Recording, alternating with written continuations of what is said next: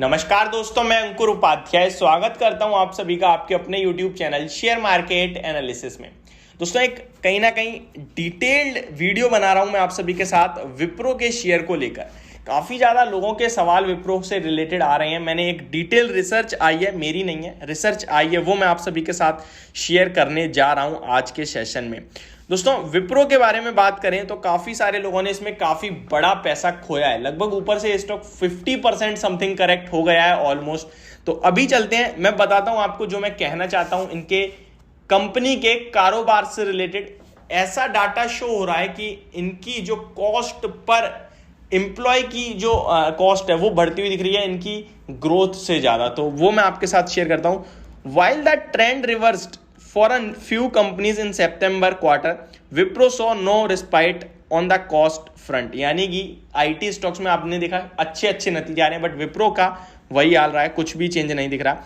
The software major employees cost in the last quarter surge 9% sequentially while sales grew by 4.7%। यानी sales से ज्यादा cost of employees वो 9% बढ़ती दिख रही है। तो ये एक मेजर इशू आता हुआ दिख रहा है। For 6 straight quarters, Wipro has seen employee cost outgrow sales। यानी कि विप्रो की जो एम्प्लॉयज की कॉस्ट है वो बढ़ती हुई दिख रही है और इनकी जो ग्रोथ की सेल्स ग्रोथ जो है वो उतनी नहीं बढ़ रही है।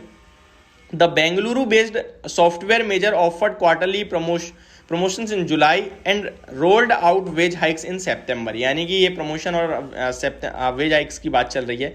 आगे बात करें, this surge in cost added to the pressure on the profitability as Wipro's margin improvement was the least among peers in Q2।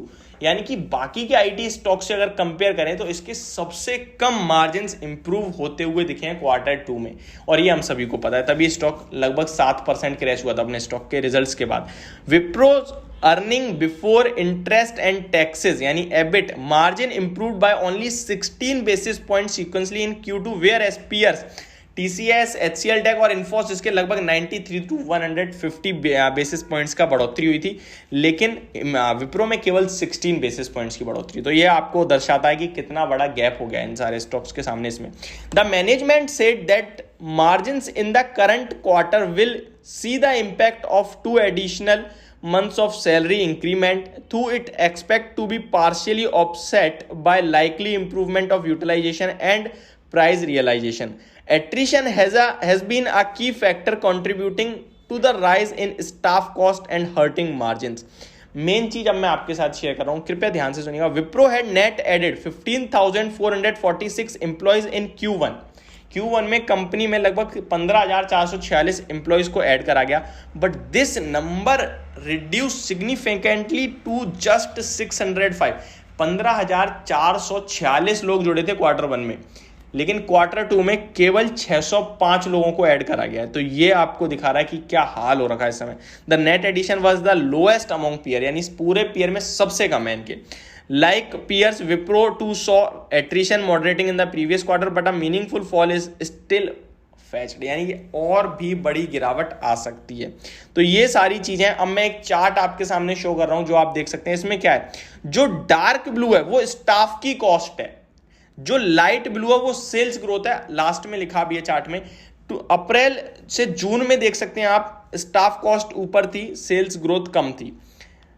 जुलाई सितंबर में भी सेम चीज होती हुई दिखी FY22 में। इनफैक्ट जुलाई सितंबर में 50-50 लग रहा है, लेकिन अक्टूबर में देखेंगे, अक्टूबर से दिसंबर तक में भी 50-50 है।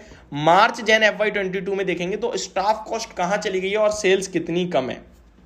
अप्रैल जून FY23 में देखें तो यहां भी 60-40 लग रहा है। स्टाफ कॉस्ट 60 बढ़ी है लेकिन सेल्स केवल 40%। एंड अभी जुलाई से सितंबर में स्टाफ कॉस्ट लगभग 80% ग्रो होती हुई दिख रही है, 675 to 80, और सेल्स ग्रोथ 25 से 20। तो ये डिफरेंस आ रहा है जो मार्जिन्स को इंपैक्ट कर रहा है स्टॉक के।